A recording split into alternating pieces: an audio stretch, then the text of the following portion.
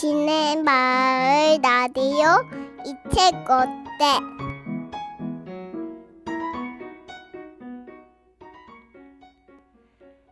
안녕하세요. 지네마을 라디오 이 책 어때의 김미화입니다.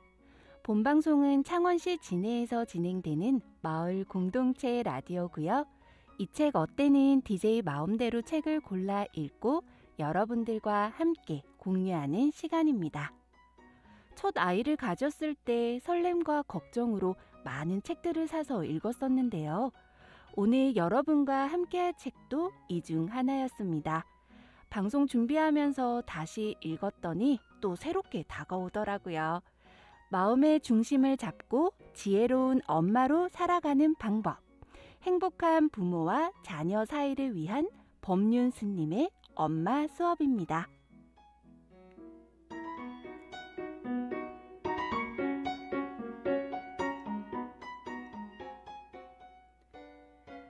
저자 법륜은 현대인들의 공허함과 인간성 상실이 일탈을 넘어 사회 문제로 대두되고 있는 가운데 그동안 증문즉서를 통해 대안적인 삶을 이야기해왔습니다. 대중적으로는 인터넷을 통해 스님의 주례사랑 글에 감동받은 독자들이 가까운 친구와 직장 동료에게 소개하면서 큰 사랑을 받고 있다고 하네요.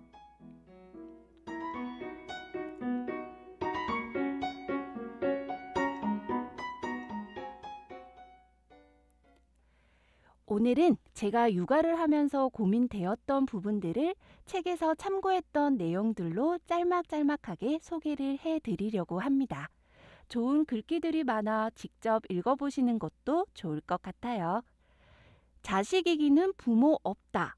이 말 다들 한 번씩 들어보셨을 겁니다. 저 역시 웬만한 건 결국은 아이들이 원하는 쪽으로 들어주게 되더라고요. 이 책에서 스님은 말합니다. 자식과 싸워서 이기는 방법이 있긴 합니다. 그러려면 부모가 먼저 정을 딱 끊어야 해요. 그런데 부모는 끊기가 힘듭니다. 그러니까 부모가 자식을 이기기 힘든 거예요. 따라서 애당초 자식과 끝까지 싸우려는 생각은 하지 말아야 합니다. 자식과 협상을 할 때에는 되도록 빨리 끝내고 안 되면 포기하는 것이 상책입니다. 아이가 뱃속에 있을 때는 그저 건강하게만 태어나길 바랬습니다. 하지만 아이가 점점 커갈수록 주변 아이들과 비교를 할수록 우리 아이만 뒤처져 있다는 생각에 조바심도 나는 게 사실이었습니다. 한마디로 남들에게 자랑할 수 있는 아이를 바랬던 거죠. 스님은 말합니다. 오늘날 많은 엄마들이 자식을 남보기에 좋은 물건처럼 취급합니다. 겉으로 보이는 조건을 갖춰주려고 애쓰는 대신 우리 아이에게 어떻게 마음의 안정을 줄까? 어떻게 사람답게 자라도록 도울까? 이런 것들에 신경을 쓸 때 진정한 부모라고 할 수 있습니다. 게임에 빠져 공부도 안 하고 학교에도 안 가려 해서 걱정이에요. 대신 학교만 가도 고맙습니다. 그래도 게임이라도 하니 다행입니다. 게임 안 하고 밖에 나가서 도둑질이나 강도짓이라도 하면 큰일이잖아요. 사고 치지 않고 집에서 게임을 하니 얼마나 고마운 일이에요. 이렇게 부모는 자식에 대해서 긍정적으로 생각해야 합니다. 엄마에게 필요한 것은 아이를 믿어주는 마음이에요. 이제 초등학생 고학년이 된 첫째는 제가 어떤 일을 시키면 내가 알아서 할게 라는 말을 합니다. 그러면 전 알아서 못하니 엄마가 알려주는 거잖아 라고 반박을 하죠. 그렇게 실랑이를 벌이다 보면 결국 감정적으로 싸우게 되었던 일이 몇 번 있었어요. 스님은 말합니다. 만약 아이가 내가 알아서 할게 라고 말하면 부모는 기뻐해야 합니다. 아이가 알아서 다 하면 부모가 짐을 덜잖아요. 그런데 부모는 왜 아이가 알아서 하면 안 된다고 생각할까요? 사실 엄마가 바라보는 아이의 모습은 엄마 생각이 투영될 때가 많습니다. 아이가 계속 공부하다가 잠시 내려와서 게임을 하고 있는데 엄마가 외출했다가 그 모습을 봅니다. 그러면 난리가 나지요. 공부도 안 하고 게임만 한다고요. 그런데 아이가 하루 종일 게임하다가 엄마가 올 때쯤 방에 가서 공부하는 척하고 있으면 아무 문제가 없어요. 이것을 봐도 자녀 문제는 사실 자녀의 문제가 아니고 부모가 시선을 어디에 두느냐의 문제임을 알 수 있습니다. 아이가 남과 같은 인생을 살지 않는다고 거기에만 매달려서 아이가 죽을지 살지도 모른 채 아이를 벼랑 끝으로만 밀고만 있어요.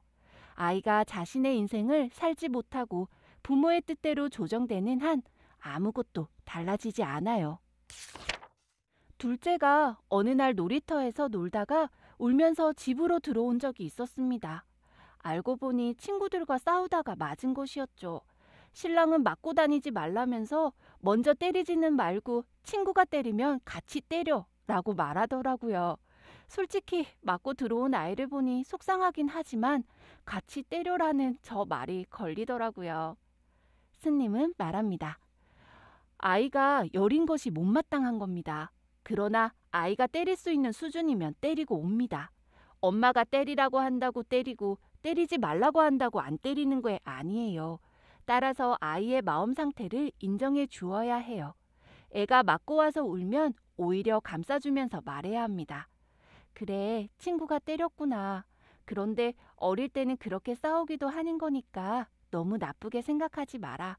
그 친구가 뭔가 기분 안 좋은 일이 있었나 보네. 집에서 엄마한테 야단을 맞았을지도 모르고.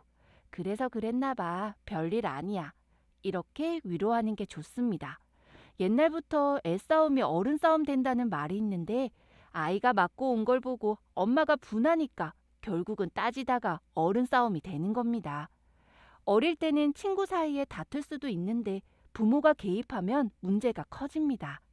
그래서 아이에게 네가 잘못했다든지 친구가 잘못했다든지 하며 부모가 판단하면 안 됩니다. 혹시 아이가 맞고 왔다면 흥분하지 말고 아이의 이야기를 차분하게 들어주세요. 부모가 더 흥분해서 누가 그랬어? 나쁜 놈의 자식. 이렇게 말하면 때린 아이에게 보복을 해야 하는 원리가 됩니다.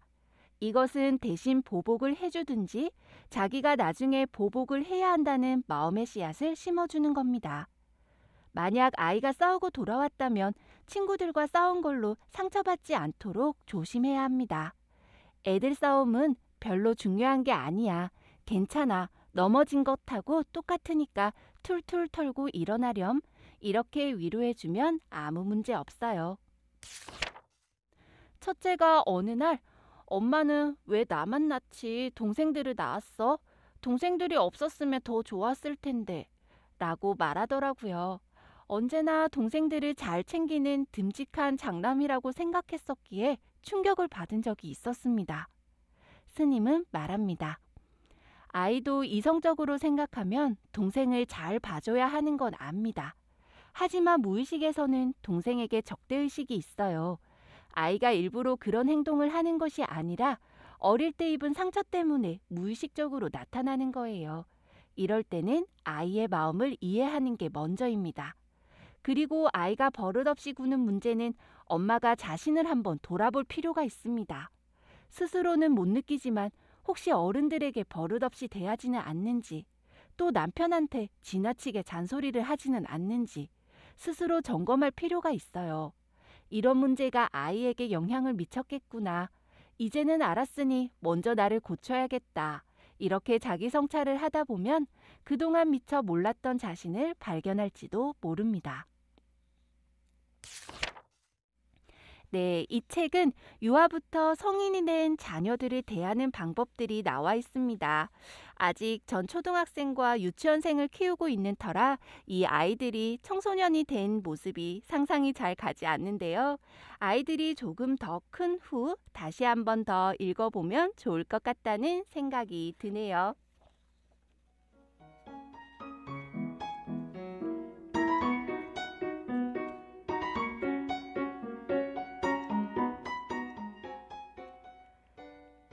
오늘부터 자기를 아름답게 가꿔나가는 연습을 해보세요.